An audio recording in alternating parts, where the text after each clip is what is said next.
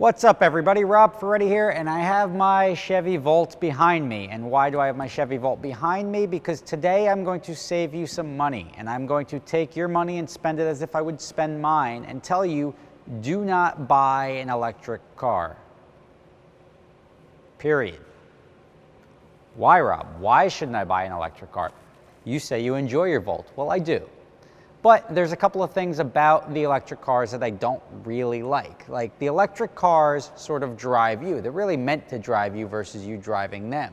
Because the harder you drive them, the less battery life there is. Like the ludicrous mode on the Teslas and just stepping on this thing. If it says there's 50 miles of range in the car, if you step on the gas too hard, that could be 40 miles of range. If you really step on the gas, that could be 15 miles of range.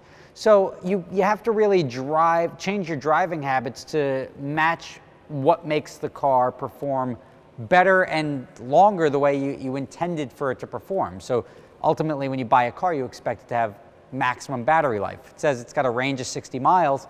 You want to be able to drive 60 miles. You don't want to be able to drive 43 miles.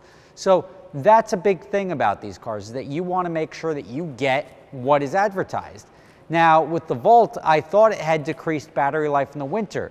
And it turns out and I didn't verify this, but I'm sure somebody in the comments who knows better than I will say that it's true, that Chevy makes it when it's cold outside, that it doesn't really fill the battery up the same way it would when it's warm outside. And I don't know if it's a capacity issue or a weather issue. Obviously, they do it for battery longevity. And that's something that me as a guy leasing a car doesn't care about battery longevity. I want it to just operate to its max potential for the 36 months I have it, and then who cares what happens afterwards.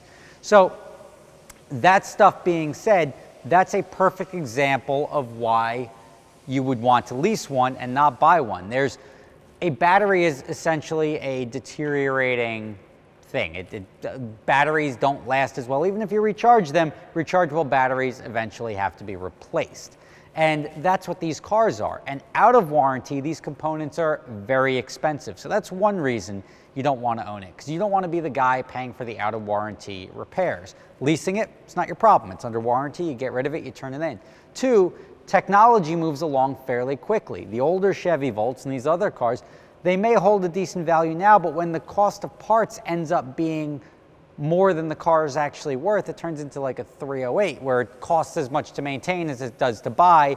And then ultimately, I think a lot of electric cars will probably have a 10-year life cycle, where at the end of 10 years, to the scrapyard. Why? Because technology advances so long. Nobody's going to want to buy a car with a 35-mile electric range when the standard is now 450 miles. So these factors all combined mean you're much better off leasing a car. Electric cars are great. They're fun to lease. Or not fun, but they're good to lease because it's a good use of money. They're generally fairly cheap unless you're talking about Teslas. There's just a bunch of reasons that you shouldn't go out and buy one, mainly financial reasons, because you don't want to have a car that doesn't perform as well as the newer ones or doesn't have that same range as the newer ones. You don't want to fix it out of warranty because it's expensive. There are big ticket items. It's not cheap to fix these cars. All of that going into it, these cars are great to lease. They're not great to buy, even at 0%, even et cetera, et cetera, et cetera. You don't want to hold an electric car for too long because it'll bite you in the ass eventually. So I'm going on record as saying that. So thank you guys for watching. I hope you spend your money wisely. I'm saying electric cars they do have a good place in life.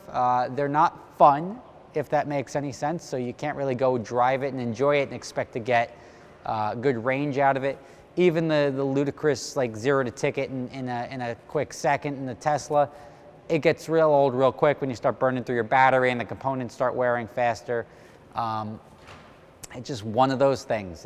If you're looking for an electric car, I fully support it. It's great for a daily driver. It's great especially for a commuter, but lease it, don't buy it. You'll thank me later. Catch you next time.